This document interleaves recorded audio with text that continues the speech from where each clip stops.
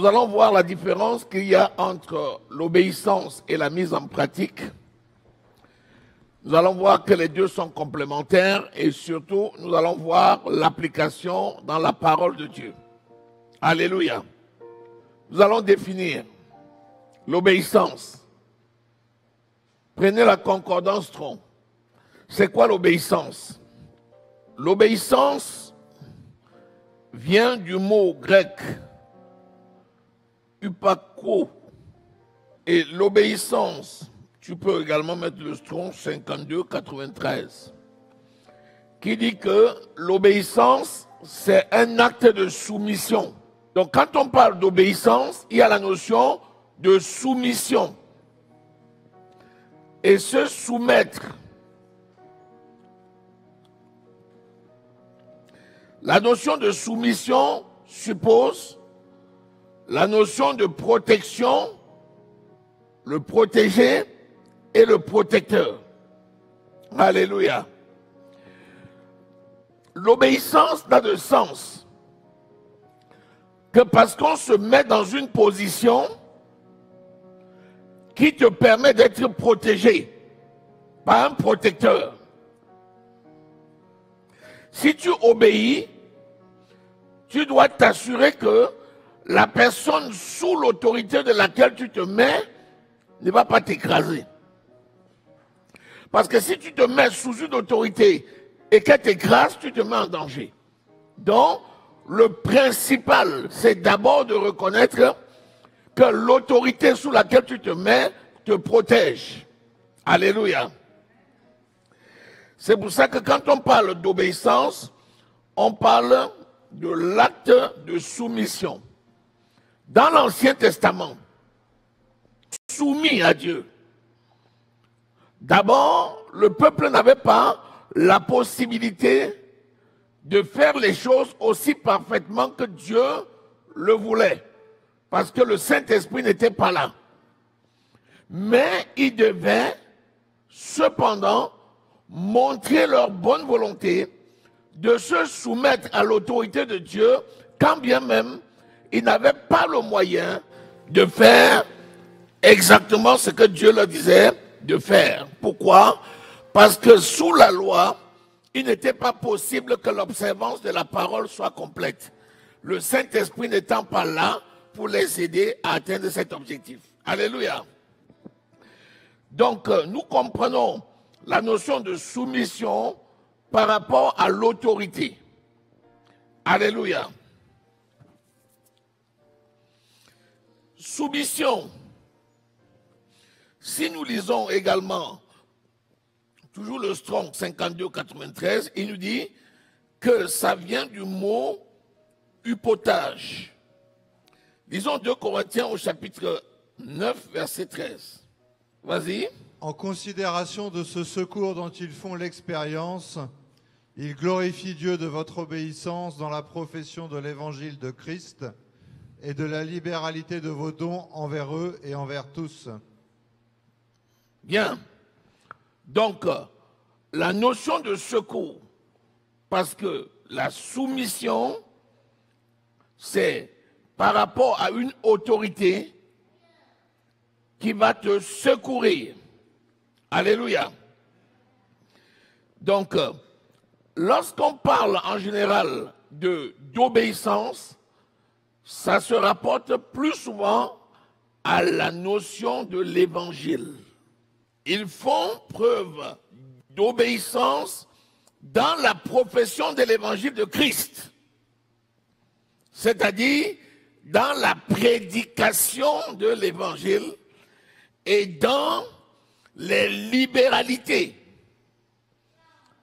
que l'on apporte par rapport à l'évangile envers les saints, mais aussi envers les païens.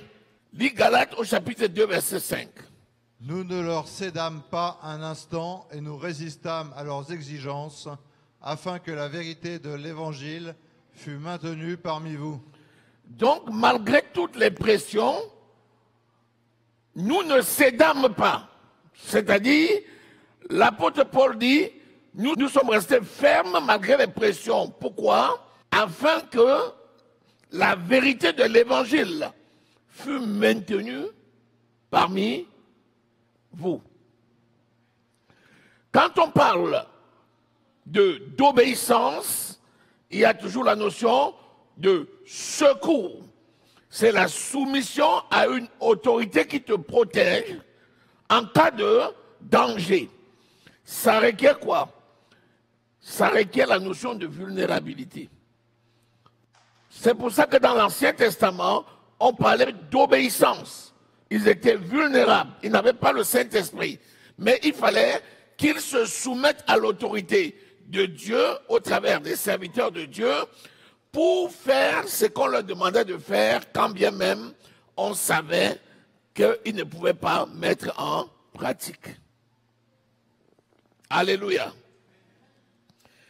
1 Timothée au chapitre 2, verset 11. Que la femme écoute l'instruction en silence avec une entière soumission. À qui? À l'autorité. Alléluia. L'instruction avec une entière soumission à l'autorité. Alléluia. 1 Timothée au chapitre 3, verset 4. Il faut qu'il dirige bien sa propre maison, ça c'est l'homme, et qu'il tienne ses enfants dans la soumission et dans une parfaite honnêteté. Toujours la notion d'autorité et la notion de secours dans le danger. Obéir, c'est donc faire ce que veut un autre. Le psaume 40, verset 8. Il dit, je viens avec le rouleau du livre. Je veux faire ta volonté et ta joie est dans mon cœur. C'est-à-dire que le peuple qui servait Dieu devait être prêt à faire ce que Dieu leur disait de faire avec joie, quand bien même ils n'avaient pas l'esprit pour les amener à le faire. C'est pourquoi Dieu marchait lui-même devant eux. Il marchait avec eux.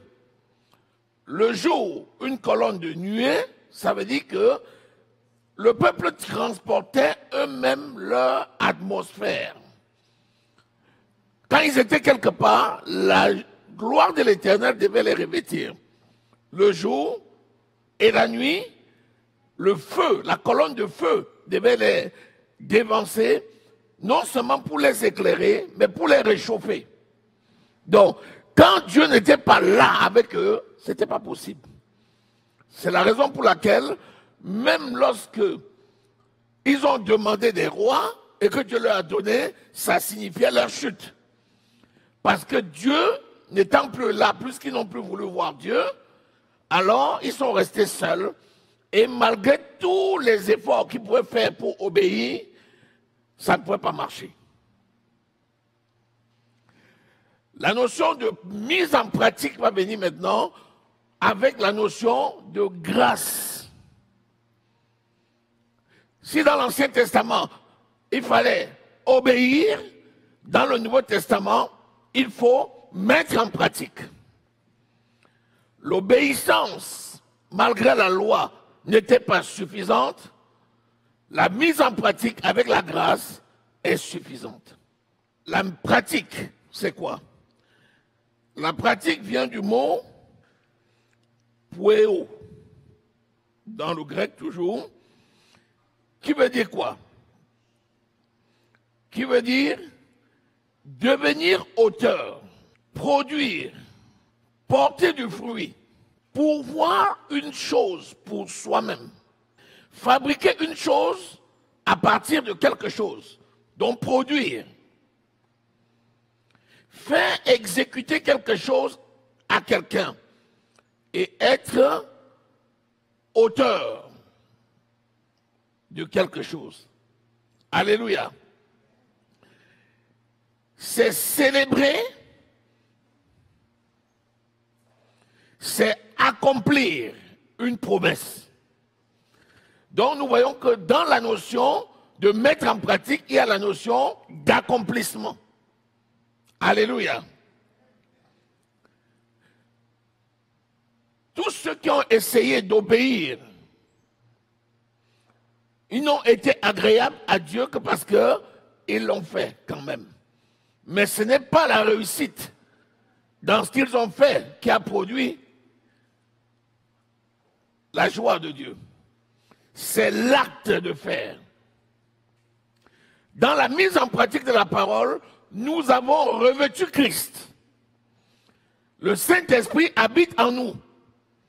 Donc ce n'est pas seulement le fait de faire maintenant, c'est l'accomplissement. C'est le résultat. C'est pour ça qu'il dit maintenant, il faut porter le fruit. C'est au fruit que l'on connaît la qualité de l'arbre. Même si tu as fait, si le fruit n'est pas bon, ça ne passe pas. Matthieu au chapitre 1, verset 24. Lorsque l'ange parle à Joseph vis-à-vis de Marie,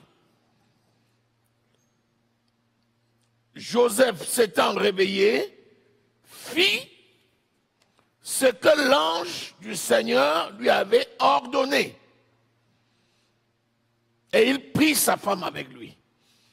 Dans la notion de mise en pratique, il y a l'ordre. La parole de Dieu devient un commandement. Ça devient un ordre. Et c'est le résultat qui compte. Parce qu'on est doté de la capacité de produire. Jésus dit, je suis le cep, vous êtes le sarment, sans moi, vous ne pouvez rien faire. Jean 15, verset 5. En d'autres termes, avec moi, vous pouvez tout faire. Philippiens 4, verset 13. Je puis tout par celui qui me fortifie.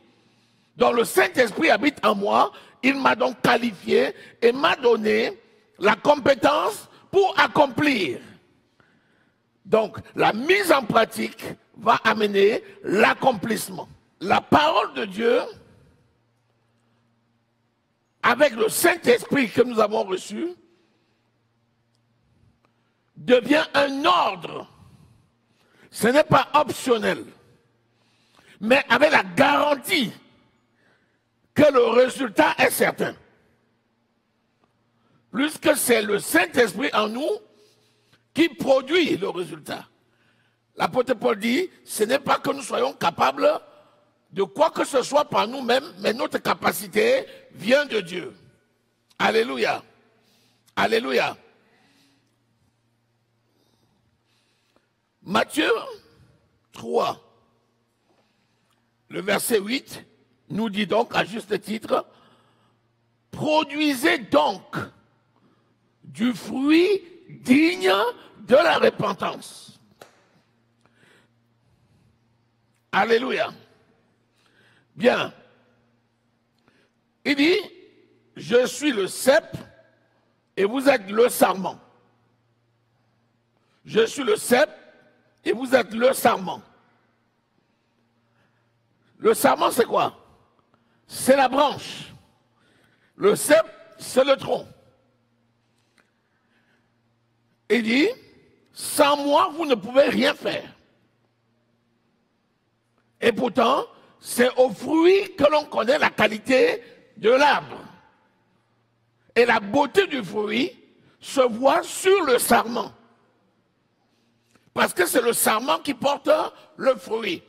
C'est-à-dire, ce sont les fruits que tu vas produire qui vont montrer le Christ qui vit en toi par son esprit.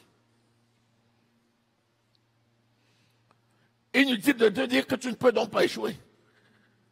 Plus que l'auteur, c'est le Saint-Esprit, il habite en toi et il nous dit dans Marc au chapitre 16, quand Jésus les a envoyés prêcher l'évangile et il a promis que les miracles les accompagnaient, au verset 20 on dit, ils s'en allèrent travailler, le Seigneur Jésus travaillait avec eux et confirmait la parole par les miracles qui l'accompagnaient. Donc, les miracles viennent du Seigneur lui-même. Alléluia. Regardez cette image. Prenez la vigne. Regardez le cep. il n'a l'air de rien. Il ressemble à des brindilles mortes. Mais lorsque le sarment porte le fruit, ça donne de la valeur au cep.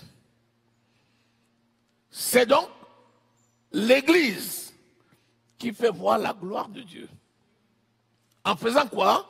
En mettant en pratique la parole de Dieu. Jacques au chapitre 1er. Donc, Christ ne fait pas sans l'Église et l'Église ne fait pas sans Christ.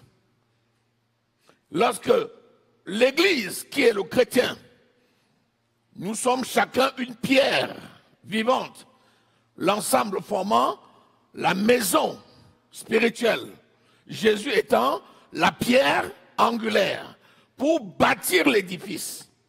Et donc, lorsque nous agissons, le Seigneur glorifie son nom.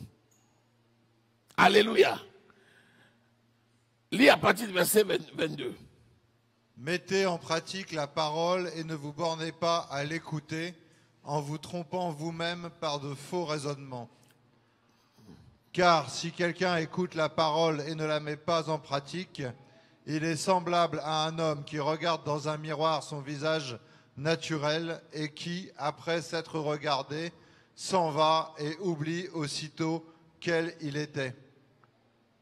Mais celui qui aura plongé les regards dans la loi parfaite, la loi de liberté, et qui aura persévéré, n'étant pas un auditeur oublieux, mais se mettant à l'œuvre, celui-là sera heureux dans son activité.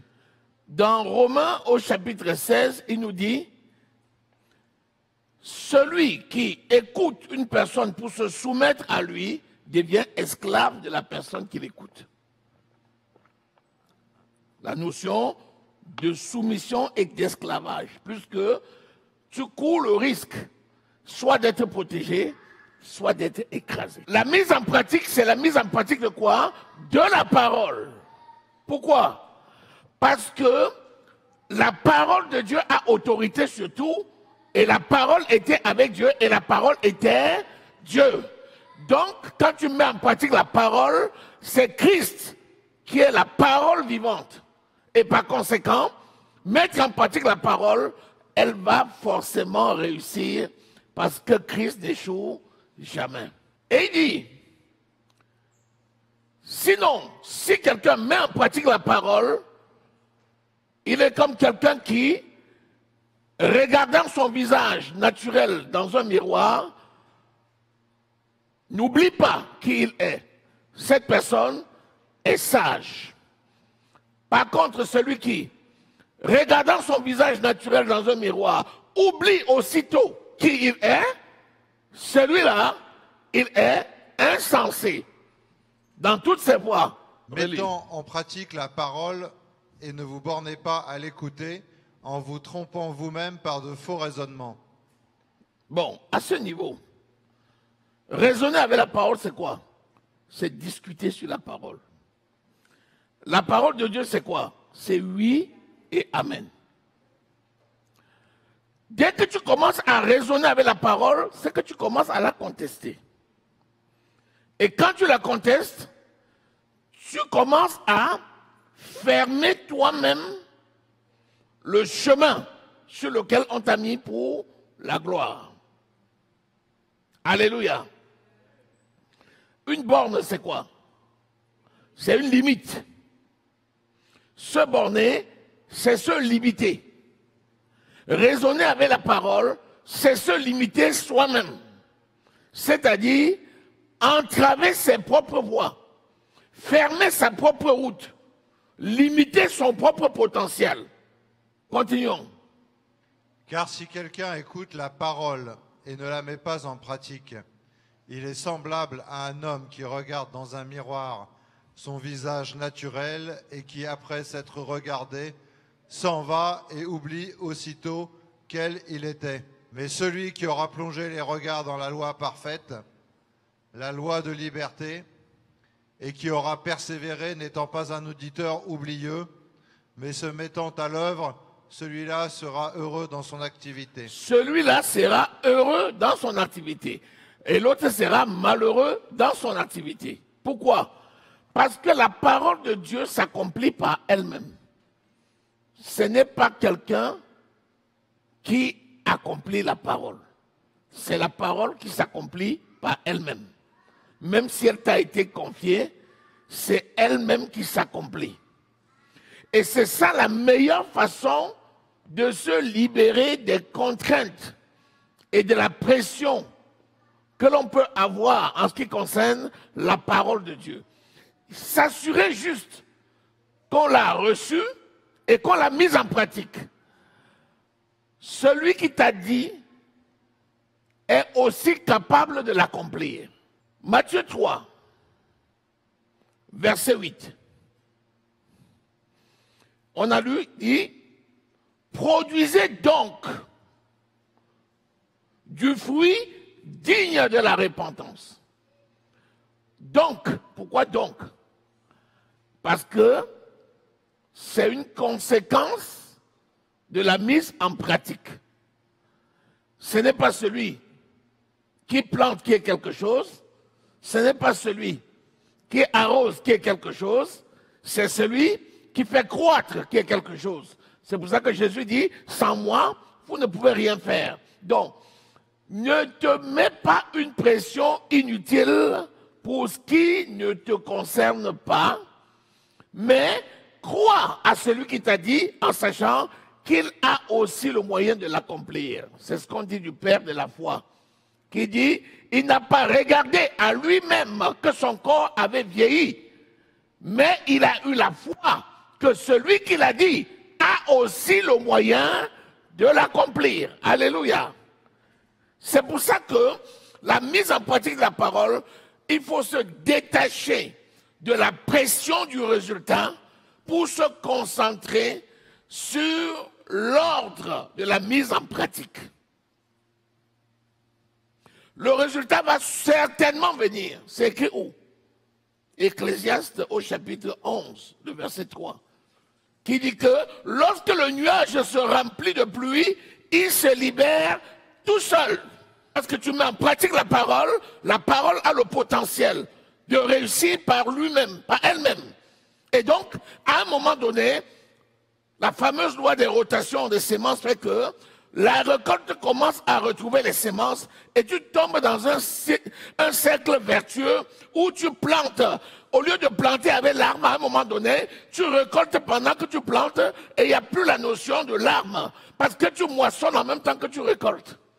Alors qu'au départ, on moissonne avec l'arme, on plante avec l'arme et on moissonne avec chant d'allégresse.